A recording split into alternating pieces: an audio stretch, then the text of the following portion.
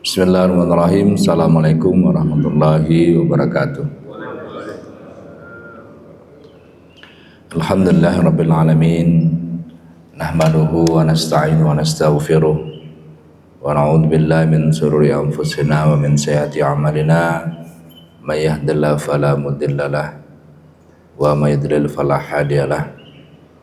Asyhadu an la ilaha illallah wa asyhadu anna Muhammadan abduhu wa rasuluh la nabiyya ba'dah. Allahumma shalli ala Muhammad wa ala alihi washabihi ajmain. Amma ba'd. Jamaah salat subuh Masjid Al-Hidayah yang insyaallah senantiasa mendapat hidayah. Alhamdulillah pada pagi ini kita masih hidup ya. Hidup adalah satu keberkahan ya. Betapa banyak orang yang tadi malam masih hidup, pagi ini sudah nggak hidup. Maka setiap kehidupan adalah anugerah. Alhamdulillah kita bisa salat subuh berjamaah. Sementara banyak orang yang masih tidur, masih mendengkur, apalagi udaranya dingin-dingin ya. Alhamdulillah kita masih Allah beri hidayah untuk datang melangkah ke masjid ini ya, untuk mencari ridha Allah. Alhamdulillah kita bangun tadi pagi dalam keadaan sehat ya, sehingga doa kita alhamdulillahilladzi ahyana ba'dama amatana wa ilaihin nusur. Segala puji bagi Allah yang telah menghidupkan kami setelah mematikan kami, dan kepada Allah lah kita semuanya kembali. Alhamdulillah kita bersyukur kepada Allah karena kita di Bogor ini ya, di Bogor ini tidak mengalami banjir seperti yang dialami oleh teman-teman kita di Sumatera. Ya.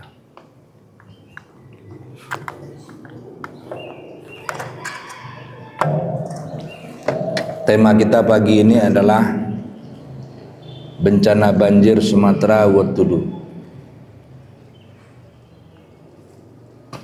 Apakah sudah terlihat? Sudah. Bencana banjir ini tidak hanya banjir air, tapi banjir kayu. Bisa dilihat di gambarnya ya. Meskipun demikian ada masjid yang berdiri kokoh ya, seolah-olah dilindungi daripada hantaman kayu-kayu yang besar-besar itu ya. Inilah yang terjadi di Sumatera. What to do? Apa yang harus kita lakukan sekarang ini? Ya. Nah, mari kita lihat surat Ar-Rum ayat 41. Di mana dalam ayat ini Allah berfirman, A'udzubillahi minasyaitonirrajim. Dhaharul fasadu fil barri wal bahri bima kasabat aydin nas liudhiqahum ba'dalladzi amilu la'allahum yarji'un. Ada tiga di sini pendalaman yang bisa kita lakukan dalam ayat ini. Pertama adalah dhaharul fasadu fil barri wal bahri bima kasabat aydin nas. Telah tampak kerusakan di darat dan di laut akibat ulah tangan-tangan manusia. Jelas ini ayatnya. kerusakan itu tidak hanya di darat, di laut juga terjadi kerusakan itu. Ya. Akibat apa? Akibat kasabat aidin nas, tangan-tangan manusia, ulah tangan-tangan manusia.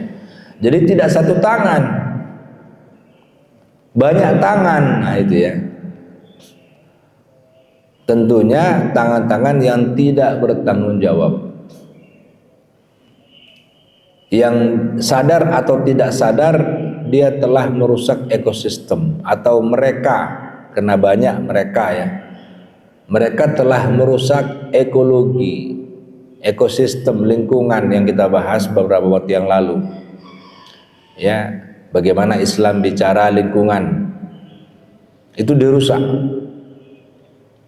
ya. Bagaimana mungkin kayu besar-besar itu ya bisa turun ya. Pendalaman kedua adalah liyudziqahum ba'dallazi amilu. Dengan ulah tangan-tangan manusia yang tidak bertanggung jawab itu, maka terjadilah bencana. Liyudziqahum, Allah menimpakan kepada sebagian yang lain ya, bima amilu apa?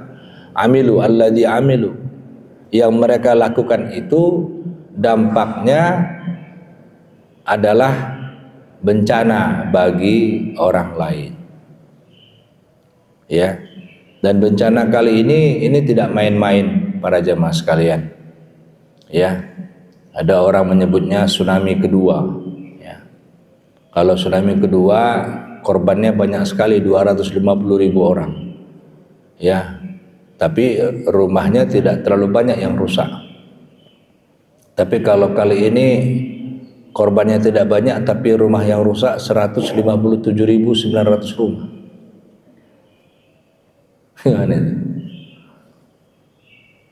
Tidak banyak yang meninggal, tetapi banyak yang jatuh miskin. Orang miskin baru muncul akibat bencana. Anak-anak yatim baru muncul akibat bencana. Ya. La'allahum yarji'un.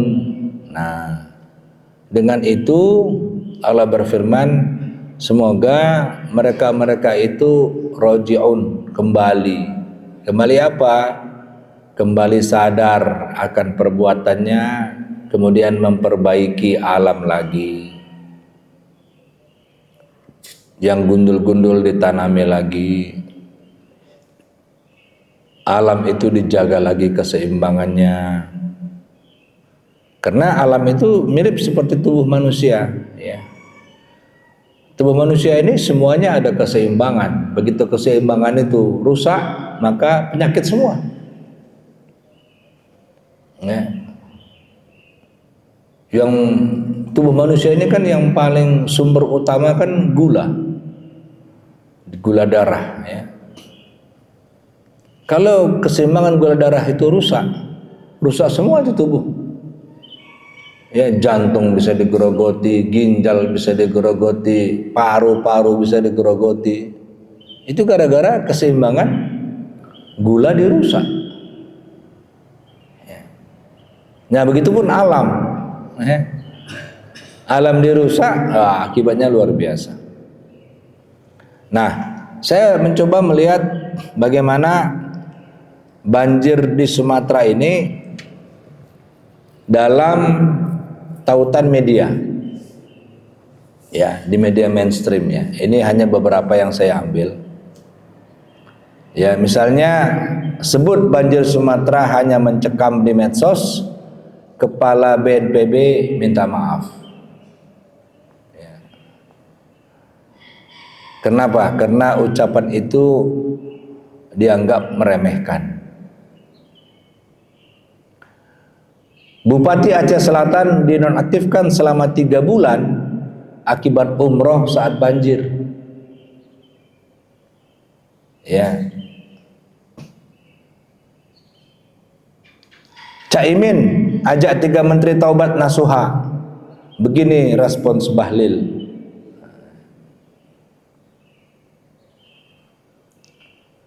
Gengsi dan koordinasi lemah, hambat bantuan asing untuk Sumatera. Ya, ini headline aja nih. Nanti kalau mau baca beritanya baca sendiri. Zulkifli Hasan buka suara soal kritikan pikul beras. Saya sudah biasa gotong. Banjir Sumatera, respons pemerintah minim kemauan politik. Ya. Banjir Sumatera, banjiri ketidakadilan. Pemerintah lamban Jawa sentris. Dan ribuan lagi. Ya, berita-berita sampai hari ini ya masih menjadi topik utama. Nah, apa yang bisa diambil? Paling tidak 3 hal yang bisa disimpulkan dari berita-berita ini. Pertama, media mainstream banyak menyoroti lemahnya koordinasi dan kemampuan eksekusi pemerintah dalam mengatasi banjir Sumatera. Kedua, perang narasi antar pejabat sangat mewarnai, sementara korban justru tak tertangani. Ya, nah laporan teman hari ini, mereka itu sangat sangat membutuhkan yang namanya rumah. Karena kalau tinggal di pengungsian itu nggak kuat lama. Seminggu, 2 minggu masih oke. 3 minggu udah merasa nggak betah, 4 minggu apalagi sampai berbulan-bulan. Ya, nggak mungkin. Bagaimana mungkin hidup di dalam pengungsian? Ya. Isu mindset pemerintah yang Jawa sentris mulai muncul dan cukup masif di sosmed. Nah, ini juga harus diantisipasi. Nah, jemaah sekalian, mari kita lihat statistiknya. Ya, ini saya ambil dari BNPB 11 Desember 2025, kurang lebih sebulan yang lalu. Nah, kalau sekarang angkanya lebih besar, khususnya yang meninggal dunia itu lebih banyak daripada yang didata di sini. Ya, ini kejadian 26 November, ini 11 Desember, berarti 2 minggu setelah kejadian ini. Kita coba lihat dari Aceh ya. Meninggal 403, hilang 30, terluka 4.300, rumah rusak 138.500 rumah. Aceh yang paling parah. Sekolah rusak 305, puskesmas rusak 153, jembatan rusak 313, fasum rusak 668, rumah ibadah 210, gedung kantor 261. Ya. 138.500 rumah. Andaikan satu rumah isinya suami istri 2 anak, 4 kali 4. Berapa ratus ribu orang yang sekarang tak punya rumah, tak bisa tinggal di rumah yang normal. Bukan angka ribu-ribu, ratus-ratus ribu. Ya. Dari Aceh kita turun ke Sumatera Utara. Meninggal 240, hilang 96, terluka 113, rumah rusak 8.200 rumah. Kembali angkanya ribu-ribu. Sekolah rusak 216, puskesmas rusak 65, jembatan rusak 64, fasum rusak 486, rumah ibadah rusak 205, dan gedung kantor 29. Dari Sumatera Utara kita turun lagi ke Sumatera Barat. Meninggal 343, hilang 98, terluka 698, rumah rusak 11.200 rumah. Ini malah puluh ribu. Yang tadi ratus ribu, ya, Sumatera ribu, Sumatera Barat puluh ribu. Sekolah rusak 60, puskesmas 1, jembatan 121, Fasum 80, rumah ibadah 19. Nah, kalau ini kita total, 3 provinsi ini kita total, maka meninggal 986 saat itu. Sekarang bertambah lagi, hilang 224, terluka 5111. Ini yang terluka tidak bisa berobat karena puskesmasnya rusak, rumah sakitnya rusak, akhirnya meninggal. Rumah rusak 157.900 rumah totalnya. Ya, kalau satu rumah itu katakanlah 100 juta ya, rata-rata ya. Tuh berapa triliun itu sudah kerugian masyarakat ya, bukan kerugian negara ya, kerugian masyarakat. Sekolah rusak 581, puskesmas 219, jembatan 498, makanya banyak daerah terisolasi. Jembatan putus, bukan puluhan, ratusan jembatan putus. Fasum 1234, rumah ibadah 434. Ya. Gedung kantor 290. Nah, rumah ibadah juga, masjid ini juga begitu. Ada yang terendam, cuman rusak sound system, tapi ada yang terendam sampai atap. Dan rendamannya bukan rendaman air, rendaman lumpur. Ya. Nah, ini makanya tanggal 12 ya, tanggal 12 Desember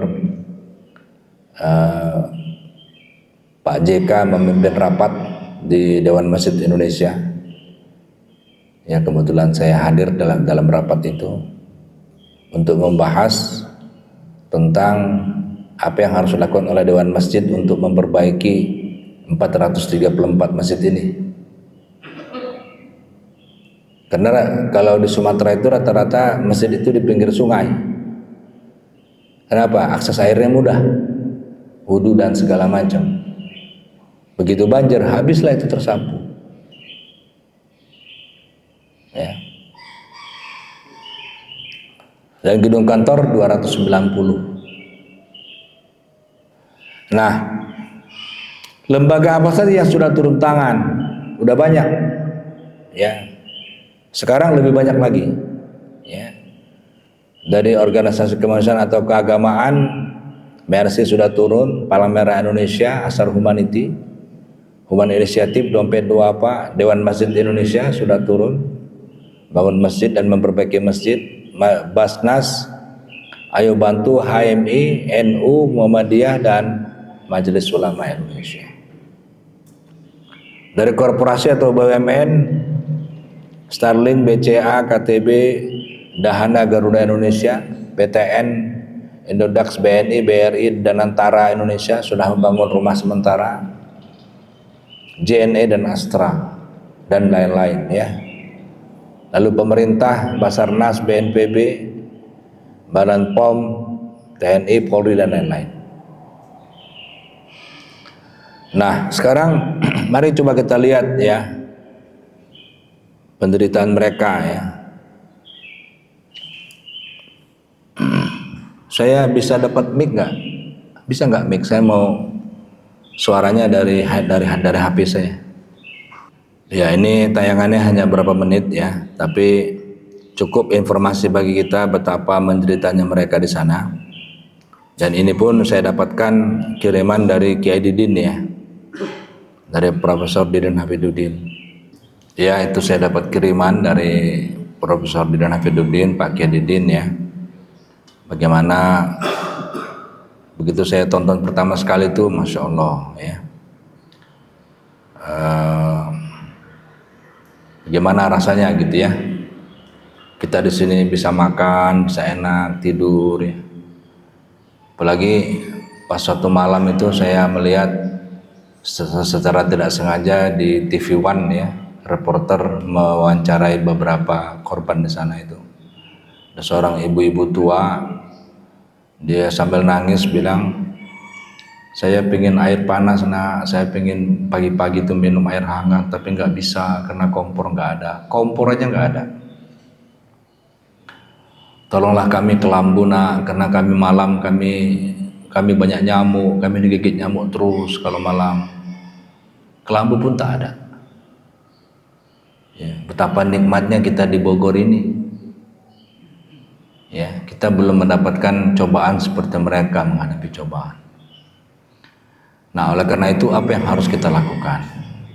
Ya, Allah berfirman dalam surat Al-Ma'un, ya, Ara'aital ladzi yukadzibu bid-din wa dzalikal ladzi yad'ul yatim wa la yahuddu 'ala ta'amil miskin fawailul lil musallin alladzina hum an salatihim sahun alladzina hum yura'un wa yamna'unal ma'un.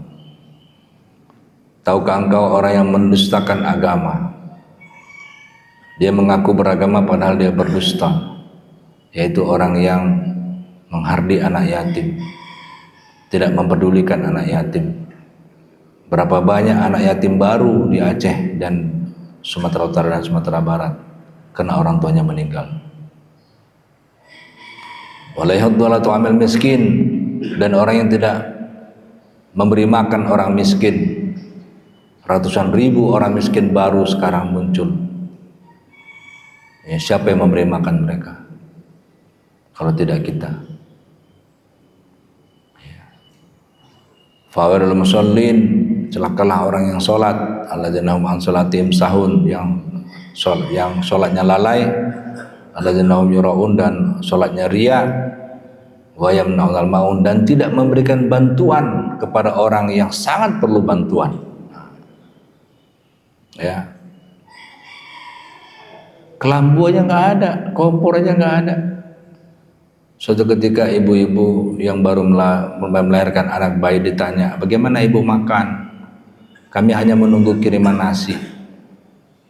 Kami dikasih sembako, tapi kami nggak bisa makan karena nggak ada kompor buat masak. Kami hanya nunggu kiriman nasi. Kalau nasi kami makan nasi, kalau nggak ada kami makan roti. Kalau nggak ada kami puasa. Insya Allah. Ya. Nah, oleh karena itu beberapa teman-teman ya ini yang di Bogor sudah berinisiasi membangun rumah hunian sementara ya. Ini dipimpin oleh Ketua Yayasan Rumah Sakit Islam Pak Dwi Sudarto. Itu mengumpulkan dari teman-teman Persaudaraan Haji Bogor, Rumah Sakit Islam dan lain-lain untuk membangun satu hunian sementara lengkap dengan fasilitas listrik dan air ya. Itu 150 juta satu lokasi, dan ini sudah ada 2 lokasi yang dibangun ya, dan kemarin diserahkan langsung hari Kamis 8 Januari Pak Kiai Didin di Aceh ya, dengan Pak Dwi, dengan teman-teman Rumah Sakit Islam untuk memberikan bantuan ini langsung kemarin 2 hari yang lalu ya. Nah, jadi ini bagaimana luar biasanya bencana ini. Saya menghimbau kepada teman-teman sekalian untuk menyisihkan sebagian rezekinya pada mereka ya. Kalau bisa memang dari Masjid Al-Hidayah sudah ya ditingkatkan lagi ya, digalang lagi, kirimkan lagi ya, karena penderitaan mereka itu sungguh luar biasa ya. Mudah-mudahan kajian pagi ini menggugah kita ya, menambah rasa syukur kita, hidup dalam keadaan tenang, damai, nyaman, semuanya cukup dibandingkan dengan saudara-saudara kita yang ada di Aceh Tamiang ini ya. Demikian untuk kajian pagi ini, kita tutup dengan doa kifarat majelis. Subhanakallahumma wabihamdika, asyhadu an la ilaha illa anta, assalamualaikum warahmatullahi wabarakatuh.